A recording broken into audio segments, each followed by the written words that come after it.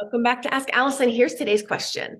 I'm wanting to network with some of the university counseling centers in my area because this is the first place many of my ideal clients, 20-ish-year-old clients with eating disorders, would seek help. What is your recommendation for best practices on how to network there? So first, I'd like to thank TherapyNotes. They are the #1 rated electronic health record system available today with live telephone support 7 days a week. It's clear why TherapyNotes is rated 4.9 out of 5 stars on Trustpilot and has a 5-star rating on Google. TherapyNotes makes billing, scheduling, note-taking, and telehealth incredibly easy. And all you prescribers out there, they also have ePrescribe.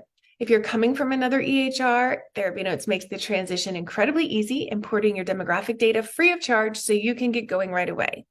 Find out what more than 100,000 mental health professionals already know. Use TherapyNotes or use promo code ABUNDANT at therapynotes.com for 2 free months. Okay, so I definitely have your answer here. I worked at a university counseling center for 5 years. And there are some major differences between university counseling centers. Some have 2 therapists, others have 30. So depending on the size of the campus, there may be different resources, different job descriptions, et cetera. So if it's a large university, there may be a person on staff whose job is case manager or community liaison, or something in that vein. This is a great point person. It's a big part of their job to help connect students with outside referrals. Getting to know the way that the University Counseling Center's system works is also going to be of benefit. So for instance, during my time at a University Counseling Center, we had session limits. It started at 12 session limits when I started the job, but by the time I left the job, it was 10 sessions was the limit. We could petition for more.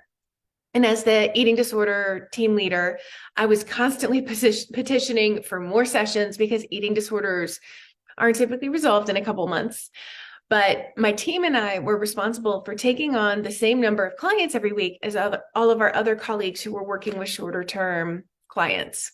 So you could see how this created like a bottleneck and how those of us who worked with eating disorders and other longer term issues needed people to refer to. Maybe you work with a shorter term issue or you use a short term model. Don't worry, you can still get really valuable resources from the counseling center. So over the course of my time there, which ended in 2011, so it was a while, therapy was becoming less stigmatized. Clients were showing up in droves. 12 years later, and I'm guessing that's even more demand.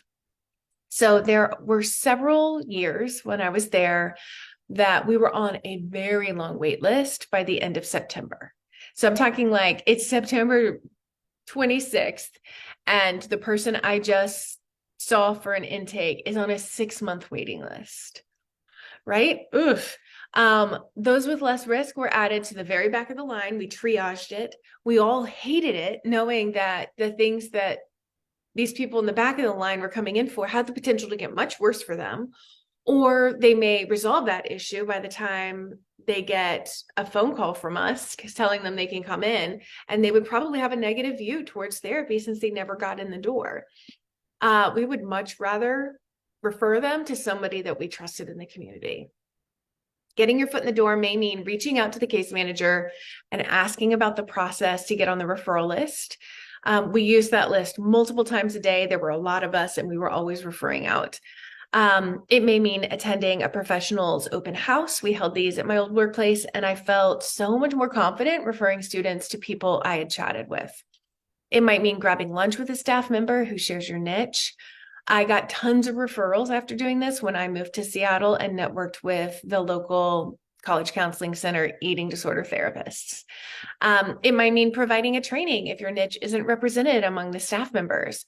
That's a key way I got in with our local university here in Asheville when I first moved here. I talked to them about eating disorders. I became their go-to referral because I demonstrated my expertise.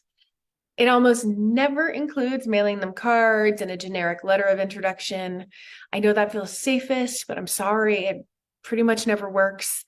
So it is going to take some effort on your part to get in the door, but it's an effort that can pay off in dividends. I hope that helps.